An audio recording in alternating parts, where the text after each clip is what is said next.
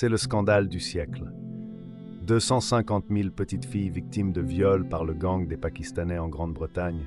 Mais personne n'en parle, jusqu'à ce que Elon Musk s'empare de cette histoire d'horreur. Ces terribles affaires, alors ces scandales sexuels remontent à plusieurs années, hein, on l'entendait. Pourquoi ont-ils été étouffés finalement? Pourquoi la résurgence de ces affaires aujourd'hui?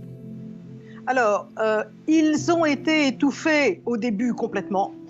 Ensuite, quand certains procès sont arrivés, les chefs d'inculpation n'étaient pas nécessairement totaux et on a absolument refusé, mais de manière systématique, organisée et institutionnelle, de vouloir prendre en compte les problèmes de communauté que ça recouvrait. Et en particulier, quand on parle de ne pas se comporter comme des racistes, on sait que les perpétrateurs, les auteurs de ces crimes, traitaient ces filles de poubelles, ils les traitaient d'ordures, ils les traitaient de toute façon de putes, et que ces petites filles de 10 ans, ces jeunes filles de 14-15 ans, ont été absolument abandonnées, à tel point que quand parfois leurs parents allaient à la police, la première chose que la police disait, c'est « vous nous faites des accusations racistes, c'est vous qu'on va arrêter ».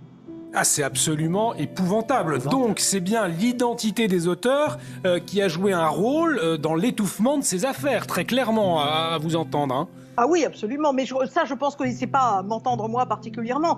Ça a été reconnu, ça fait longtemps que les journalistes ont enquêté sur ces histoires, ça fait au moins 12 ans que mon journal, le Times, le Guardian, enfin différents journaux britanniques ont parlé de ça, et néanmoins, il y a encore cette espèce de diffidence, de difficulté à aborder ça d'un point de vue